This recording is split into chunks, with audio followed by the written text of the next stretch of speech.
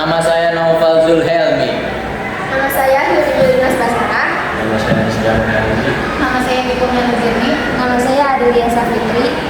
Nah, oke, udah pada kenalkan. Jadi, yang pertama itu diawali dari gagasan awal.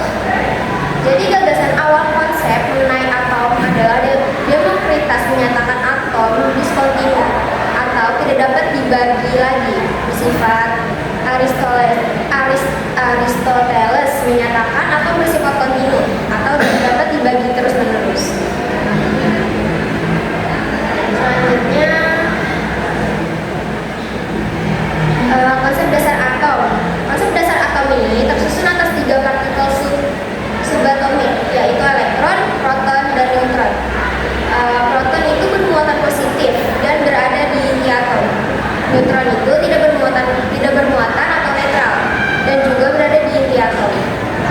Dan elektron sendiri bermuatan negatif dan bergerak mengelilingi inti dalam orbit atau awal elektron. Lalu ada struktur atom. Yang pertama itu ada inti atom atau nukleus. Inti atom adalah pusat atom yang mengandung proton atau dan neutron. Proton ini bermuatan positif dan menentukan nomor atom suatu unsur.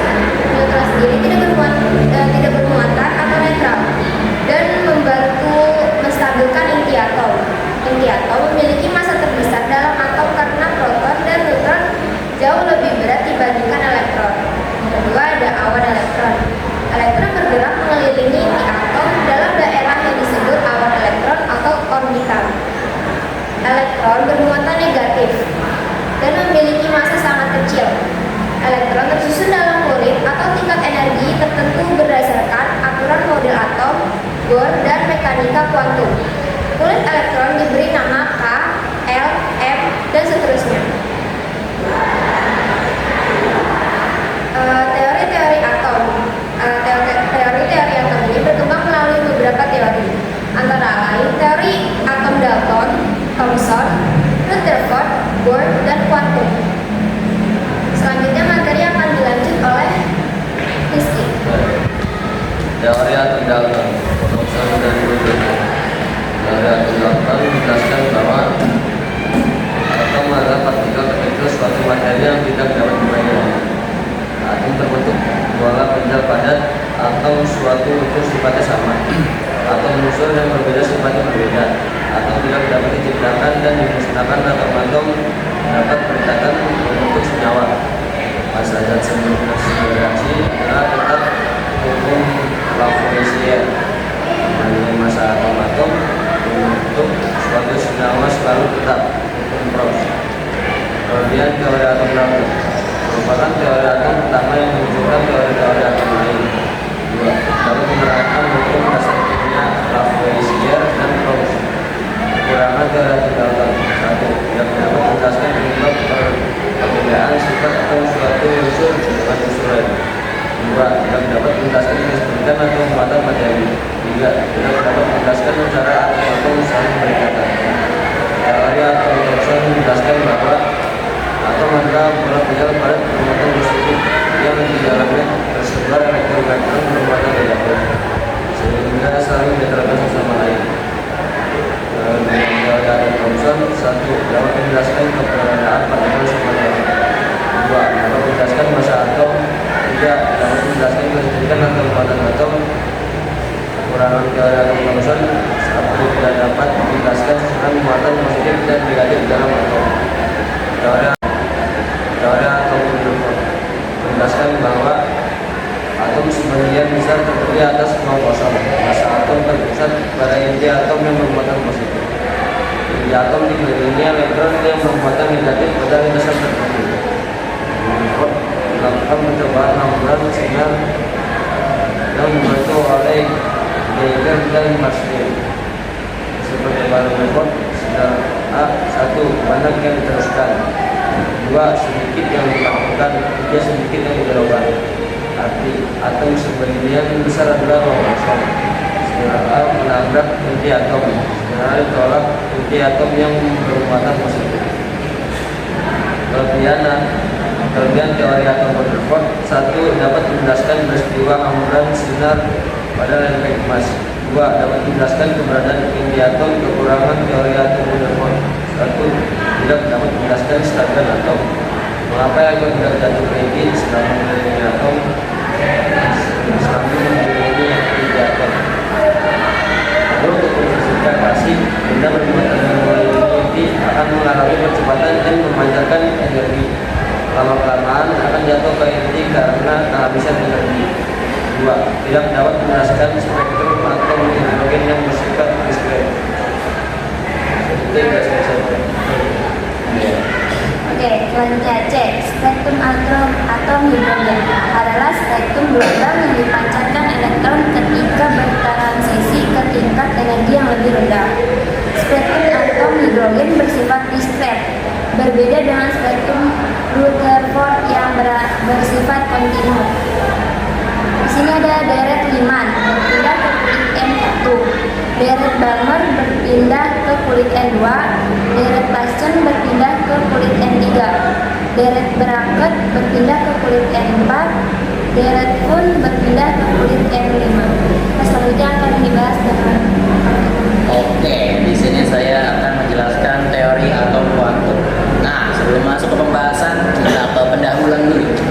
Teori atom mekanika kuantum. Teori atom merupakan salah satu bentuk dari teori ilmiah yang memiliki sifat alami materi, di mana teori ini menyatakan bahwa materi tersusun dari satuan terkecil yang disebut sebagai atom. Nah, ada teori atom menurut para ahli. Nah, ahli yang pertama yaitu Louis Victor de Broglie.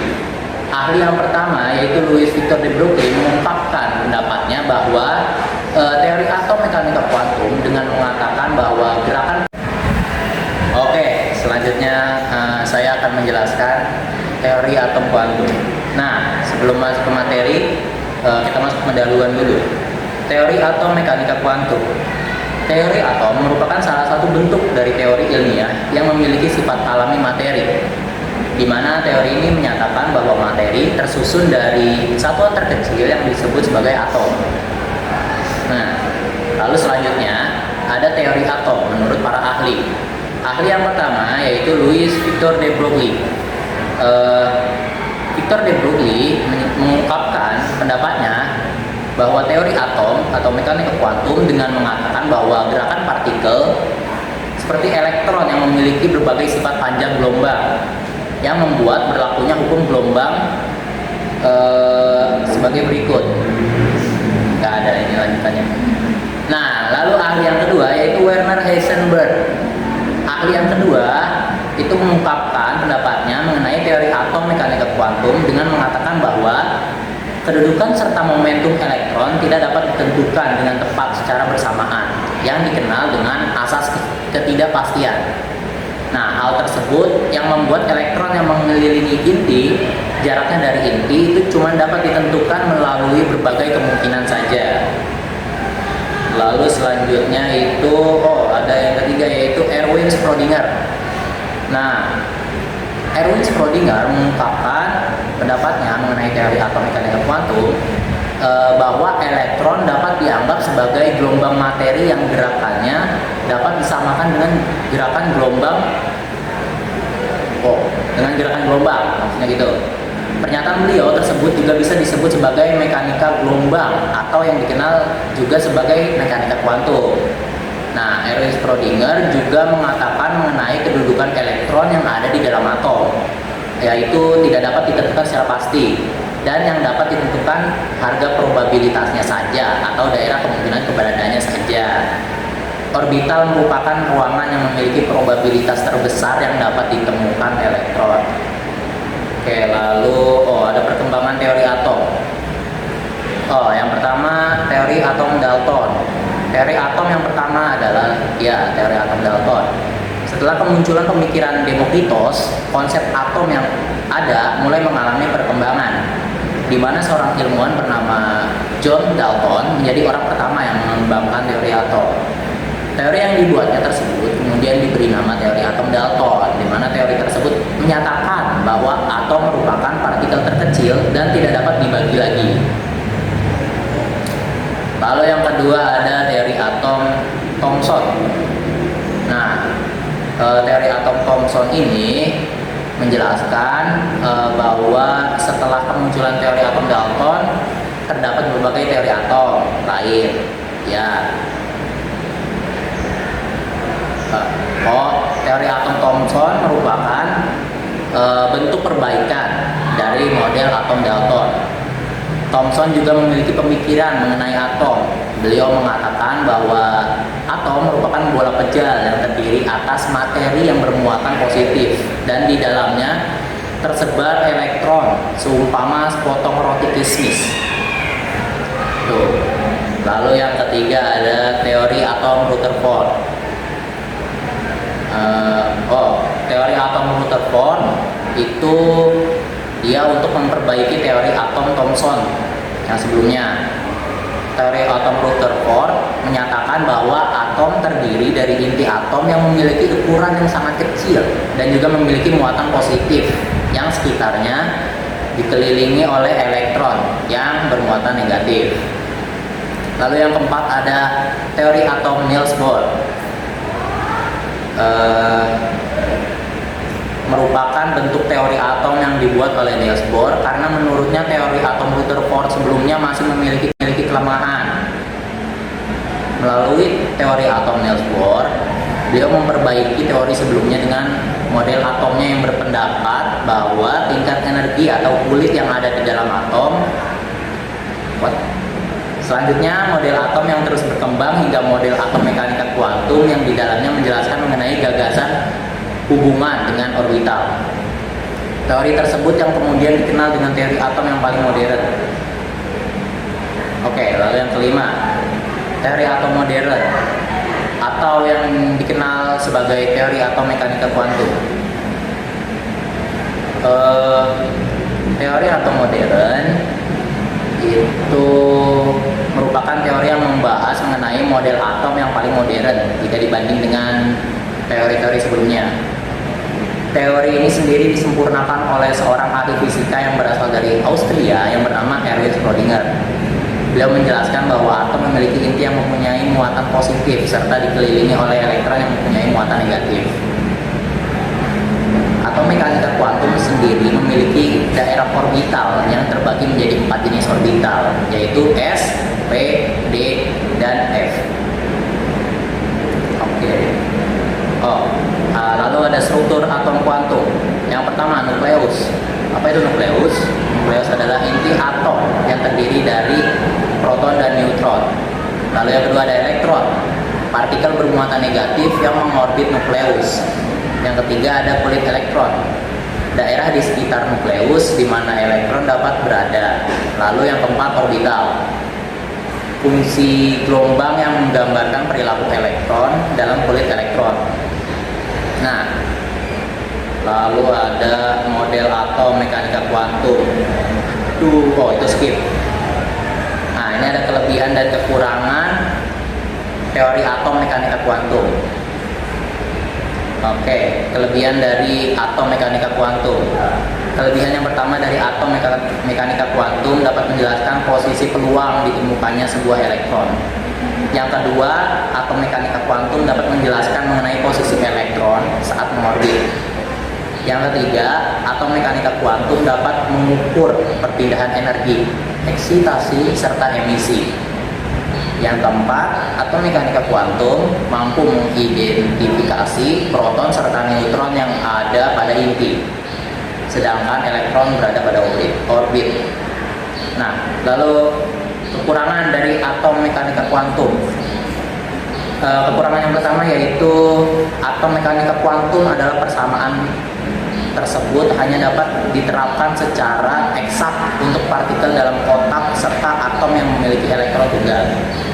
Lalu yang kedua dari atom mekanika kuantum adalah sulit untuk diterapkan dalam sistem makroskopis dengan kumpulan atom. Jadi contohnya hewan. Sekian dari saya. Lalu selanjutnya ada teori atom Bohr. Isi teori Niels Bohr, elektron yang bermuatan negatif berputar mengelilingi atom bermuatan positif pada jalur lintasannya sendiri. atom melepaskan energi, foton cahaya akan dipancarkan besarnya energi yang hilang dari atom sama besarnya dengan energi kuantum cahaya yang terpancar. Lalu ada kelebihan dan kekurangan teori atom Bohr. Kelebihannya itu teori Bohr menawarkan model atom yang sederhana dan mudah dipahami dengan elektron yang mengorbit inti atom dalam lintasan yang berbentuk lingkaran. Selanjutnya ada kekurangan teori Bohr hanya dapat menjelaskan spektrum kuantum cahaya yang terpancar. Lalu ada kelebihan dan kekurangan teori atom Bohr. Kelebihannya itu teori Bohr menawarkan model atom yang sederhana dan mudah dipahami dengan elektron yang mengorbit inti atom dalam lintasan yang berbentuk lingkaran. Selanjutnya ada kekurangan teori Bohr hanya dapat menjelaskan spektrum atom hidrogen dengan baik, tetapi tidak dapat menjelaskan spektrum